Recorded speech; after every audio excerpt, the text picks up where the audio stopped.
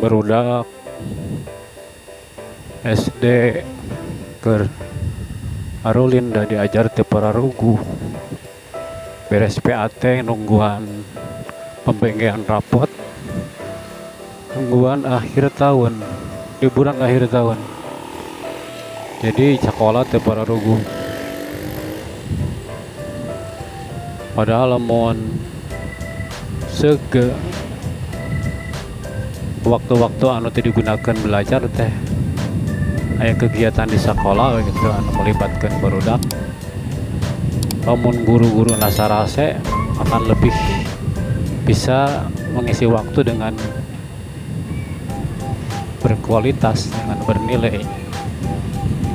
Eko disakada dipakai Arulin barudak.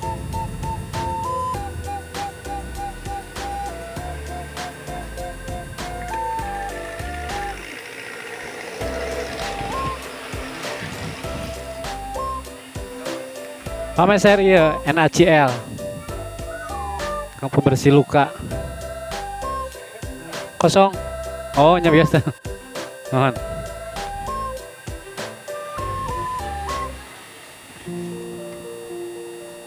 Ternyata NaCl kosong. Kita sekarang mau ke Raja Polah saja memberikan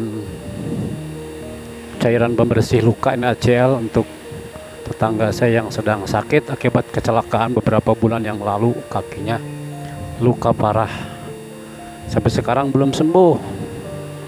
Tidak bisa digawe, tukang kuli malahan kalapa akibat kecelakaan sampai hari ini belum sembuh-sembuh. Kasihan juga.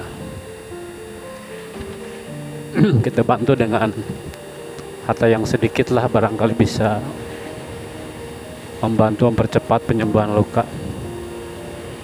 Karena di apotek Ciaur Beti tidak ada, maka kita akan mencari ke apotek di Raja Polah. Ini adalah perlintasan kereta api di sekitar Raja Polah, dekat dengan stasiun kereta Raja Polah.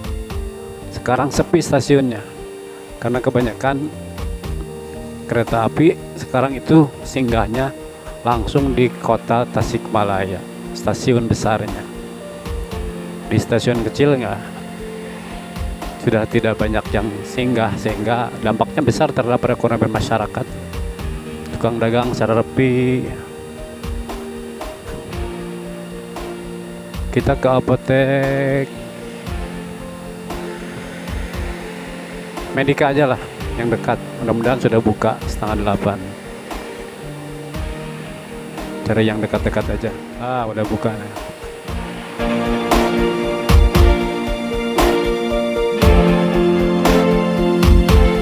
Assalamualaikum, Bapak pesan NaCl Pak. Mohon. Kalau luka, kita 2 mohon.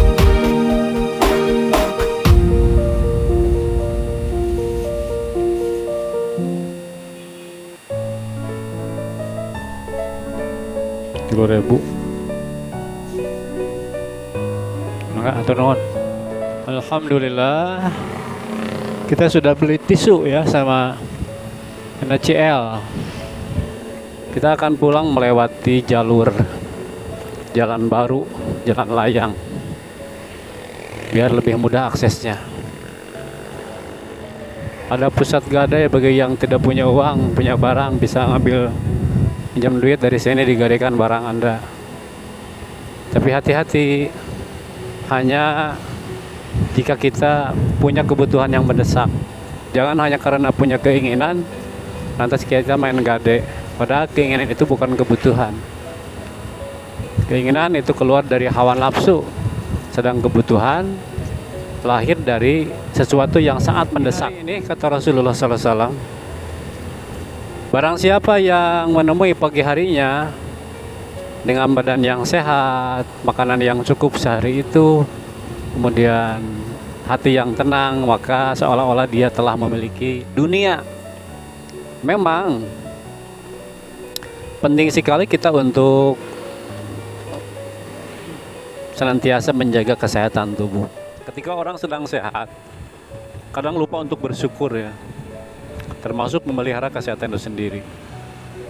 Ada orang yang dengan sengaja dia melakukan perbuatan seperti makanan yang jelas-jelas makanan itu dalam jangka pendek ataupun jangka panjangnya itu bisa merusak kesehatan.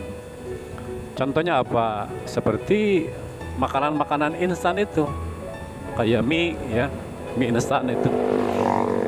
Mie instan itu hanya dimakan ketika kita mendesak dan tidak dilakukan setiap hari.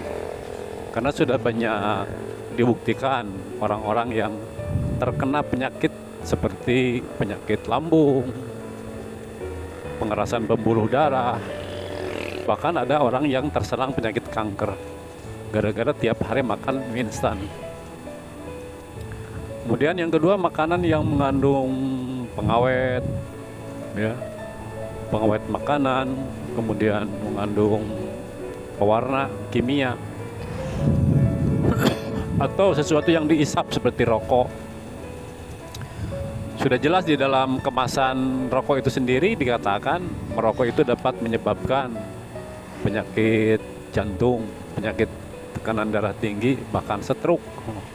Bahkan tulisannya merokok itu membunuh. Nah, ada banyak orang yang merasa sebenarnya dia sedang secara tidak langsung sedang merusak dirinya sendiri.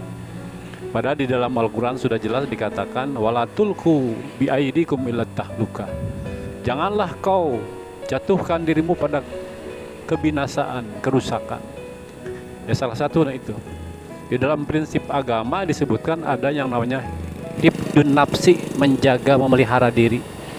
Ya, paling tidak untuk bidang kesehatan kita senantiasa menjaga tubuh ini agar senantiasa sehat. Yang pertama, memilih makanan-makanan yang sehat, halal dan sehat. Jadi di dalam Al-Quran itu diperintahkan kulu min thayyibati ma razaqnakum. Makanlah ya dari rizki yang aku berikan kepada kalian yang baik-baik, yang thayyib. Thayyib itu memenuhi standar kebutuhan tubuh, gizi, kemudian juga sehat. Di ayat yang lain halalan thayyiba, halal dan baik. Halal itu bisa diartikan pertama memang barang yang dimakannya halal. Kemudian yang kedua, halal juga dalam artian cara mendapatkannya dengan cara yang halal. Thayyiban memenuhi kebutuhan tubuh kita. Jadi itu diperintahkan bagian dari ibadah sebenarnya. Kenapa? Karena kalau kita memakan makanan yang tidak halal, apa efeknya terhadap tubuh? Makanan itu mengandung banyak kebutuhan tubuh, ada mineral, vitamin, protein, kalsium, kalium, magnesium dan sebagainya lah. Pokoknya kebutuhan tubuh tercukupi. Tapi makanan ini apakah bisa menyehatkan tubuh? Ya bisa, karena memenuhi kebutuhan tubuh thayyiban itu. Tetapi apakah, kenapa harus halal? Nah itu, halal itu berkaitan dengan nanti terhadap amal kita. Seseorang yang rajin beribadah, berdoa dengan khidmat, dengan khusyuk kepada Allah, tetapi dia berusaha dengan cara-cara yang halal, sehingga pakaiannya haram, dengan cara-cara yang haram, mohon maaf, sehingga pakaiannya haram, makanannya haram, maka otomatis tubuhnya itu ya dimasuki oleh barang-barang yang haram. Maka bagaimana bisa diterima doanya? Jadi penting, karena bedanya kita dengan orang-orang non-muslim, karena kita punya pandangan hidup tidak hanya melulu memikirkan tentang kehidupan dunia, tetapi lebih kita punya tujuan hidup, yaitu ingin bahagia dunia dan bahagia di akhirat. Akhirat juga harus bahagia, karena tujuan hidup utama kita adalah akhirat. Dunia ini hanya sementara saja. Oke, barangkali itu ya. Sekarang saya akan langsung ke rumahnya